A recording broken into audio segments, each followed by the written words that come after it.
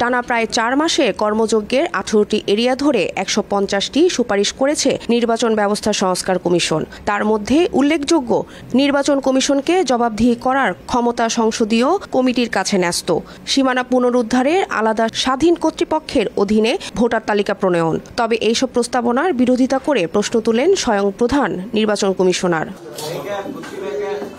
রোববার সকালে ইসি সচিবালয়ে মিডিয়া সেন্টারে নির্বাচন কমিশন বিটের কর্মরত সাংবাদিকদের সংগঠন reporters forum of election and democracy RFID অংশ নিয়ে ইসি বলেন, সংস্কার কমিশনের কিছু সুপারিশ নির্বাচন কমিশনের স্বাধীন দায়িত্ব পালনের পরিপন্থী। এসব সুপারিশ বাস্তবায়ন হলে সাংবিধানিক প্রতিষ্ঠান হিসেবে কমিশনের স্বাধীনতা খর্বের আশঙ্কাও করেন ইসি। এটা স্বাধীন কর্তৃপক্ষ, ইলেকশন কমিশন ইটসেলফ ইজ স্বাধীন, আমরাই তো স্বাধীন। আমাদের চাইতে স্বাধীনতার মধ্যে আরেকটা স্বাধীন দিলে তো আরেকটা মুশকিল। ডিলিমিটেশন আমার কনস্টিটিউশনাল ম্যান্ডেট, এটার উপর আমার নিয়ন্ত্রণ থাকতে হবে। এখন আমি যদি বলি যে এই ডিলিমিটেশনটা করে দেন, স্বাধীন একটা প্রতিষ্ঠানকে যদি বলি, উনি ওনার মতো টাইমলি দেবেন, ইলেকশনের ডেটই পার হয়ে যাবে ডিলিমিটেশন করতে।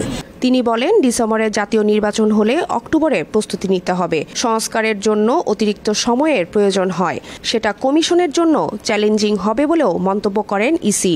তিনি আরও বলেন, স্থানীয় সরকার নির্বাচন ইসির নয়, বরং সরকারের বিষয়। এই নির্বাচন আয়োজন করতে গেলে প্রধান উপদেষ্টার দেয়া জাতীয় নির্বাচনের সময়সীমা ধরে রাখা সম্ভব নয়। জুন মাসে তো ইলেকশন সাধারণত আমরা তো অতীতে দেখি না এরকম যে বর্ষাকালে ইলেকশন হতে। সুতরাং এই উইন্ডোটা আমাদেরকে মাথায় রাখতে হবে। আর একটা জিনিস খেয়াল রাখবেন আপনারা, if election has to be held in December, অন্তত 2 মাস আগে তো আমাকে শিডিউল ঘোষণা করতে হবে। 1.5-2 মাস আগে শিডিউল ঘোষণা করতে হবে না? নমিনেশন পেপার ফাইল করো, স্ক্রুটিনি করো, উইথড্র করো, ওনারা আবার আপিল করবেন, আবার ক্যাম্পেইনের জন্য 21 দিন সময় দাও। এই করতে করতে তো 2 মাস, তার মানে আমি অক্টোবর পর্যন্ত পাচ্ছি সময় টু প্রিপেয়ার মাইসেলফ। আমাকে যা কিছু করতে হবে ডিসেম্বরে ইলেকশন করতে গেলে আমাকে কিন্তু অক্টোবরের মধ্যে I have to be fully prepared. Awami League নির্বাচনে অংশ নিতে পারবে কিনা এমন প্রশ্নের জবাবে ইসি বলেন, তা নির্ভর করছে শেষ পর্যন্ত দলটির নিবন্ধন থাকে কিনা তার উপর।